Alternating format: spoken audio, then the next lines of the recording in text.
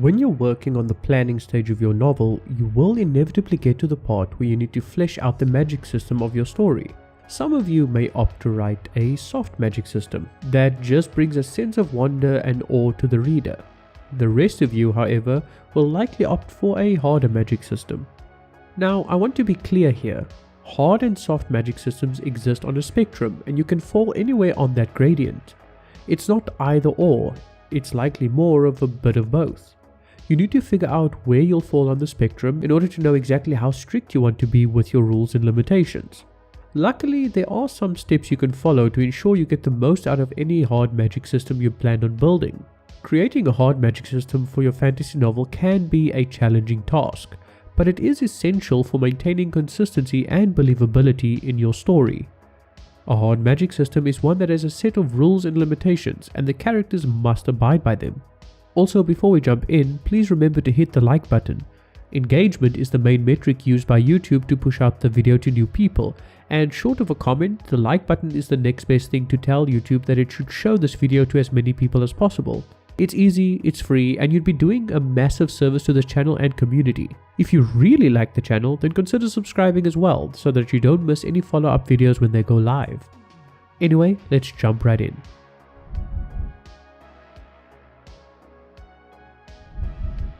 Step 1. Define the source of magic. The first step in creating a hard magic system is to define the source of magic. This can be anything from a deity to a natural force, but it is essential to have a clear understanding of where the magic comes from. This will give your magic system a sense of depth and purpose, and it will help you to establish the rules and limitations of the magic. Having a source is also very important because it allows you to tie the magic to the world building as well as giving you a convenient avenue for setting limitations on the magic. Maybe you can only pray to that deity once a day. Think about how the source of the magic fits in with world building and the limitations of the magic. Step 2. Determine the methods of casting magic. Once you have defined the source of magic, the next step is to determine the methods of casting magic. This can include spells, incantations, or other rituals. It's essential to keep in mind that the methods of casting magic should be consistent with the source of magic. For example, if the source of magic is a deity, then the methods of casting magic should reflect the deity's attributes and powers. The method of casting is crucial because it allows you to create many suspenseful seeds in your book. Making it harder to cast a spell by, for example, limiting the resources used for the magic or getting rid of the user's wand or staff will create instant suspense. Step 3. Establish limitations and consequences. A hard magic system must have limitations and consequences to prevent characters from using magic to solve all their problems. The limitations and consequences can be anything from a physical or mental toll on the caster to a cost in terms of resources or time. These limitations and consequences will make the use of the magic feel more realistic and will also create conflicts and challenges for your characters. This is pretty self-explanatory, but you can't have a hard magic system without limitations and consequences. They are essentially the factors that make the system a hard magic system as opposed to a soft one. So think long and hard about these factors. Step 4. Create a unique magic system. One of the most challenging aspects of creating a hard magic system is ensuring that it is unique. To achieve this, you can blend different sources and methods of magic, or you can add your own twists and turns to the system.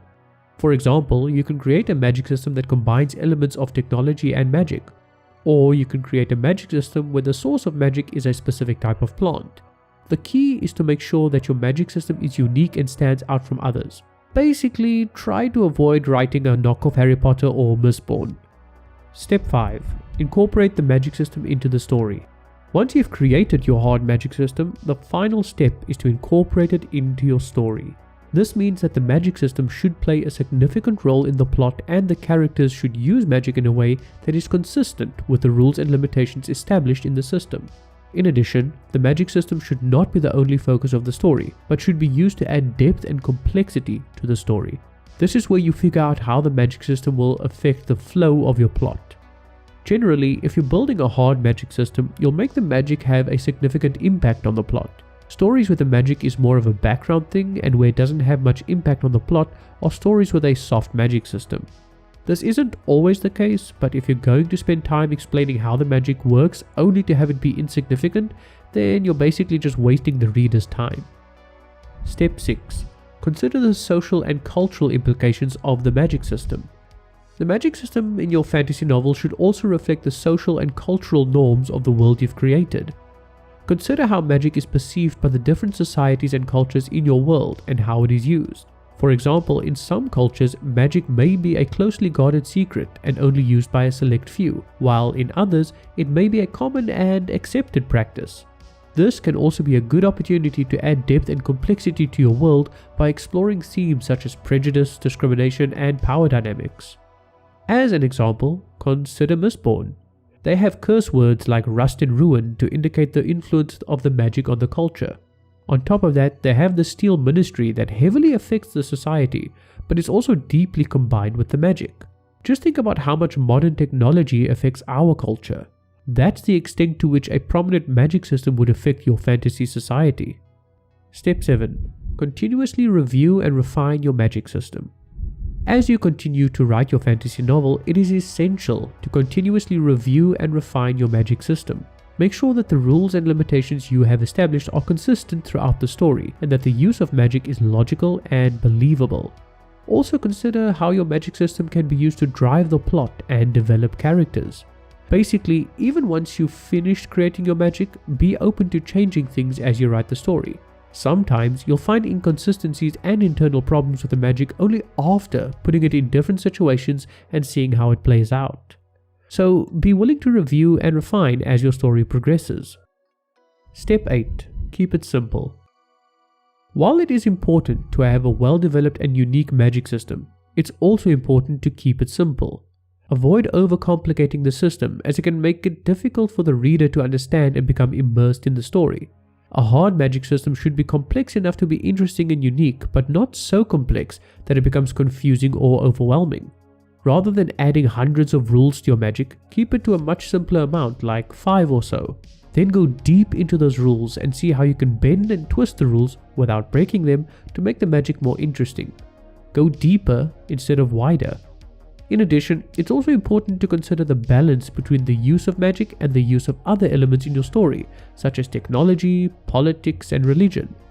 A well-crafted balance between these elements can make the story feel more complete and cohesive. Once you've gone through these steps, the next part would be to ensure your magic adheres to Sanderson's 3 laws of magic.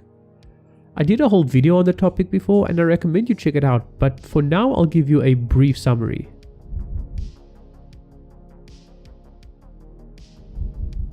Another approach to creating a hard magic system is through the use of Sanderson's 3 laws of magic. These laws were proposed by fantasy author Brandon Sanderson and provide a framework for creating a consistent and believable magic system. The first law is that an author's ability to solve conflict with magic is directly proportional to how well the reader understands said magic. This means that the more the reader understands the rules and limitations of the magic system, the more believable and satisfying it will be when the characters use magic to solve conflicts. The second law is that weaknesses, limits, and costs are more interesting than powers. This means that the magic system should have clear limitations and consequences, and the characters should not be able to use magic to solve all of their problems. This creates conflicts and challenges for the characters, making the story more interesting and dynamic. The third law is that one should go deeper instead of wider, as I mentioned a moment ago. Instead of overcomplicating the magic system, set some basic parameters and get really detailed on how it works. Then, if you want more novelty out of the magic system, go deeper on how you can bend and twist those rules to make things more interesting. By following Sanderson's 3 laws of magic, you can create a hard magic system that is consistent, believable, and adds depth and complexity to your story. It also helps to keep your magic system in check, making sure it doesn't become a crutch for the story or the characters. Once you have your magic system thought out, run it through Sanderson's 3 laws and see if it contravenes any of them. If you're in the clear, then you can be reasonably sure that you have a hard magic system that works. If this brief description didn't help you understand the 3 laws enough, then definitely check out that other video of mine where I go into full depth into how the 3 laws work. I hope you enjoyed the video and that it at least gave you some things to think about when crafting magic systems for your own fictional worlds. Thank you very much for watching. I sincerely appreciate all your time and attention. If you enjoyed the video, please consider leaving a like, since that's one of the biggest metrics that YouTube looks at when recommending it. And if you'd like to see more, please hit that subscribe button so that you can be notified of future videos. Take care, and we'll talk again very soon.